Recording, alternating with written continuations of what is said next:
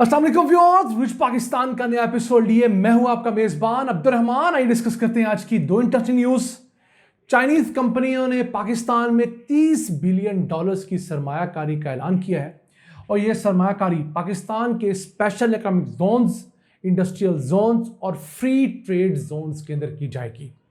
याद रहे, इस वक्त चाइनीज कंपनियां दुनिया भर के ममालिक के अंदर जहां पर उन्हें टैक्स मराहत हासिल है या वहां पर सस्ती लेबर है, अपनी फैक्ट्रियां शिफ्ट कर रही हैं ताकि वहां से सस्ती चीजें पैदा करके दुनिया भर में एक्सपोर्ट्स बढ़ाई जा सकें। ये पाकिस्तान के लिए एक बेहतरीन मौका है। आपको बताएंगे इसकी क्या मजीद पोटेंशियल्स हैं और तफसीलात क्या हैं। इसके साथ साथ आज की दूसरी खबर भी इसी से मुताल्लिका है। सिंध हुकूमत ने एक नए इंडस्ट्रियल पार्क बनाने का ऐलान किया है जिसका नाम है मलीर इंडस्ट्रियल पार्क। 2000 एकड़ से जायद रकबे पर इस पार्क की सॉफ्ट लॉन्चिंग हो चुकी है। इसकी मजीद क्या तफसीलात हैं, कितने लाख नौकरियां पैदा करेगा और मजीद इसकी डिटेल्स आपके साथ प्रोग्राम के दूसरे हिस्से में शेयर करेंगे। लेकिन पहले चलते हैं आज की सबसे अहम खबर की तरफ। चाइनीज कंपनियों के एसोसिएशन ने ऐलान किया है कि वो पाकिस्तान में $30 बिलियन की सरमायाकारी करेंगी। इब्तदाई तौर पर $13 बिलियन की सरमायाकारी होगी अगले 5 सालों के दौरान। उसके बाद इसे बढ़ाकर $30 बिलियन तक ले जाया जाएगा। ये China Asia economic development association है जिसमें चाइना की बड़ी बड़ी कंपनियां शामिल हैं। ये कंपनियां दुनिया के मुख्तलिफ मुल्कों में जाके इन्वेस्ट करती हैं। ये एसोसिएशन पाकिस्तान के जितने भी बड़े बड़े स्पेशल इकोनॉमिक जोन्स हैं, फ्री ट्रेड जोन है, ग्वादर वाला जो कि 2281 एकड़ पर मुश्तमिल है, उनके अंदर सरमायाकारी यानी फैक्ट्रियां लगाने के अंदर अपनी रजामंदी जाहिर कर चुकी हैं। अब बेसिकली ये चाइना एशिया इकोनॉमिक डेवलपमेंट जो एसोसिएशन है, ये पहले चाइना कोरिया डेवलपमेंट एसोसिएशन थी, फिर चाइना जापान बनी। अब ये सारे एशिया के साथ अपने लिंक्स को डेवलप करने के लिए बनाई गई है। और मकसद क्या है? मकसद ये है कि चाइनीज़ कंपनियाँ एक तंजीम की सूरत में किसी मुल्क में जाएँ, वहाँ पर जाकर तिजारत, सनत और इस तरह की चीज़ें डील करें ताकि उन्हें एक अच्छी डील मिल सके। और पाकिस्तान से अच्छी डील क्या हो सकती है? हम तो अपनी बाहें फैलाए हुए चाइनीज समेत हर सरमायाकार को वेलकम करने के लिए तैयार है, बशर्ते हमारा लोकल सरमायाकार ना हो।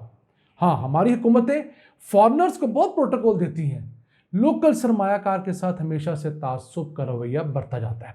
और यही वजह है कि हमारे यहाँ लोकल सरमायाकार अपनी इन्वेस्टमेंट छोड़कर बाहर चला जाता है और बाहर वाला सरमायाकार ज़्यादा आता ही नहीं है। उसकी वजह क्या है कि अब जो दुनिया के अंदर नया मॉडल आया है वो है जॉइंट वेंचर का मॉडल। दुनिया की जो फॉरेन कंपनीज हैं वो पाकिस्तानी कंपनी के साथ एक जॉइंट वेंचर करती हैं या दुनिया की उस लोकल कंपनी के साथ।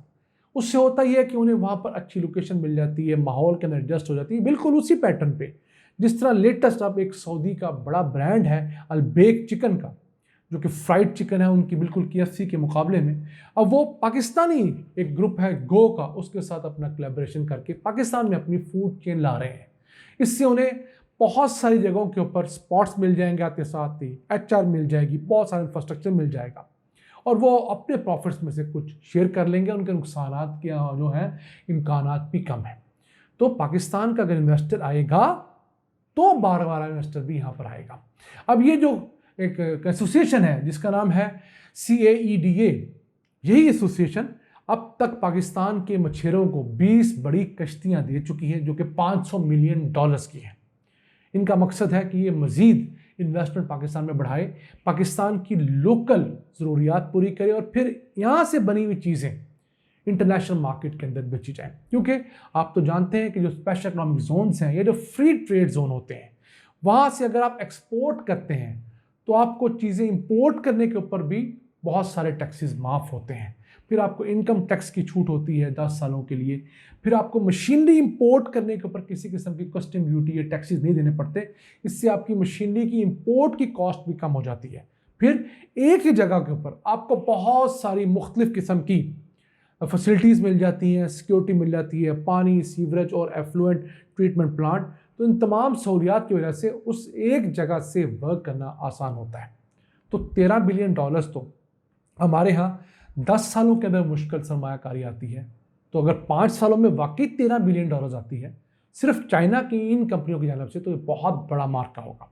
फिर फ्यूचर में अगर ये अपनी फैक्ट्रियाँ लगाकर $30 बिलियन इन्वेस्ट करते हैं तो ये $30 बिलियन की फैक्ट्रियाँ हमें को 50-60 बिलियन डॉलर्स की सालाना एक्सपोर्ट देने का पोटेंशियल रखती हैं। अब देखना यह है कि इस ऑफर को हमारी हुकूमत किस तरह कागज से उठाकर ऑन ग्राउंड इंप्लीमेंट करती है, उनके खदशात, उनकी ज़रूरियात को कैसे पूरा किया जाता है और पाकिस्तान के लिए एक नई अपॉर्चुनिटी अवेल की जाती है। आइए चलते हैं आज की दूसरी अहम खबर की तरफ। सिंध हुकूमत ने एक नए इंडस्ट्रियल पार्क बनाने का ऐलान किया है और ये पार्क होगा मलीर इंडस्ट्रियल पार्क, जो कि मलीर के एरिया में 2190 एकड़ पर मुहित होगा। इसकी सॉफ्ट लॉन्चिंग 26 सितंबर को कर दी गई थी।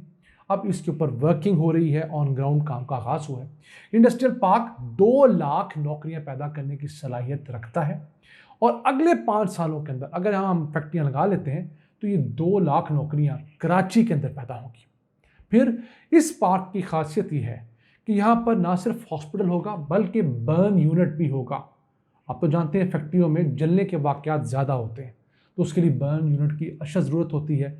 फिर यहाँ पर लेबर कॉलोनी है, यहाँ पर फिर जो सीवरेज है उसे ट्रीट करने का स्पेशल प्लांट लगाया जाएगा। डिज़ास्टर मैनेजमेंट का यहाँ पर बंदोबस्त होगा और सबसे बढ़कर यहाँ पर एक वोकेशनल ट्रेनिंग सेंटर होगा, ताकि ऐसे नौजवान, ऐसे लोग जो कोई हुनर नहीं जानते और उनको किसी फैक्ट्री में जॉब की ज़रूरत है, तो इस वोकेशनल ट्रेनिंग सेंटर में मुतलका जॉब से मुतालिक ट्रेनिंग दी जाएगी।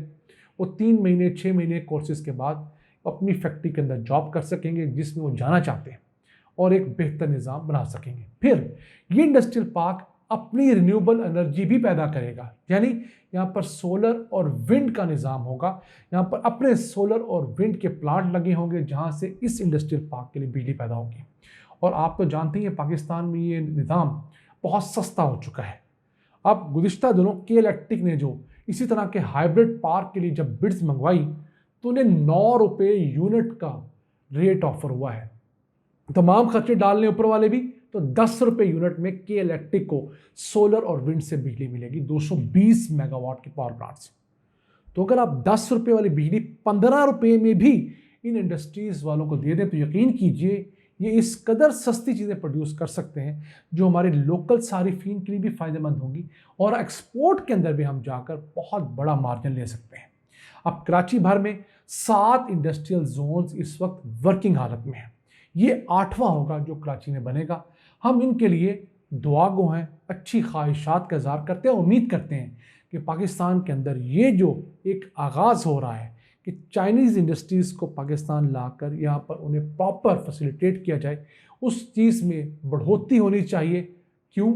इंडस्ट्री लगेगी तो लोगों को रोज़गार मिलेगा, रोज़गार मिलेगा तो लोगों का मेयार ज़िंदगी बुलंद होगा और जब लोगों का मेयार ज़िंदगी बुलंद होगा तो पूरे मुल्क का मेयार ज़िंदगी बुलंद होगा, हमारी जीडीपी बढ़ेगी।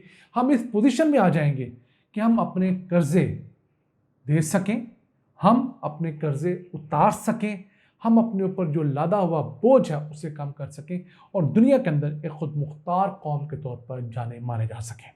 नाज़रीन, आज का एपिसोड हम उम्मीद है आपको पसंद आया होगा। अपनी सजेशंस, अपनी आराज़ से हमें आगाह रखा करें।